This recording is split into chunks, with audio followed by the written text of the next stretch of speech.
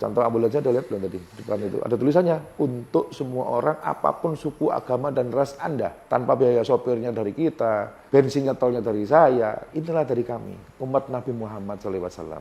Dari kami pemeluk Islam rahmatan lil alamin. Itu Ikhlas Foundation. Akan menolong siapapun, apapun agamanya, tentu kami utamakan muslim.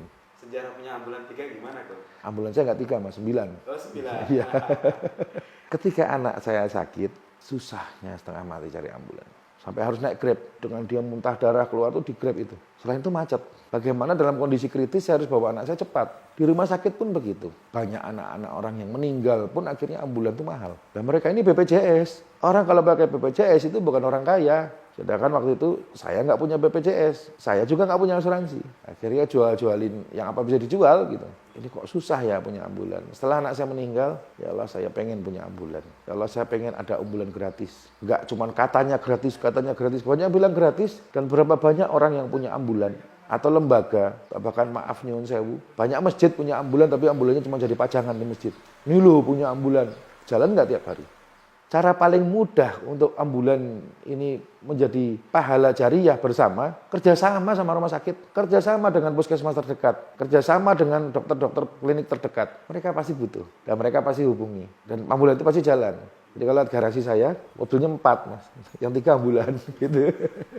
Lebih bagus dari Mercy, lebih bagus dari Alphard. Alphard Anda, mobil mewah Anda hanya dipakai untuk Anda dan keluarga. Ambulan saya mengantarkan Anda ke rumah sakit dan pemakaman. Mengantarkan dengan pahala setiap putaran rodanya insya Allah. Ambulan kita semua ya, bukan punya saya. Karena apapun yang sudah kita buat, jadi milik semua umat Islam.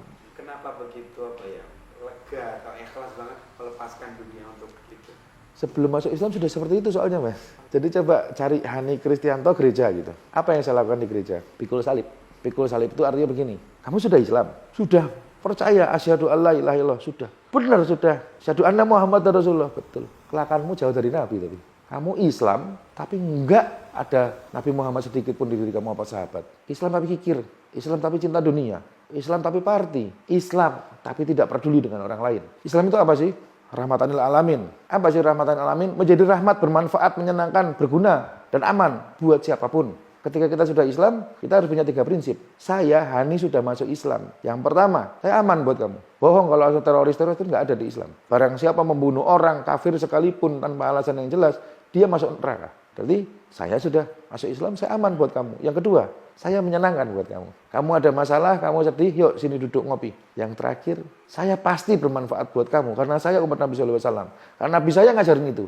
Apa yang sudah kita lakukan dan kita korbankan untuk Islam, untuk Allah dan untuk Nabi SAW. Jangan merasa berkorban, jangan merasa berjasa, jangan merasa punya harta, sesungguhnya itu punya Allah. Jangan pernah berharap minum dari telaganya Nabi kalau kamu tidak melakukan apa-apa untuk Nabi. Jangan pernah mengaku dirimu Islam kalau kamu nggak pernah melakukan apa-apa untuk Allah dan Rasulnya. Buatlah Nabi kita tersenyum dengan apa yang sudah kita lakukan walaupun kecil. Tapi itu yang terbaik, itu yang ikhlas.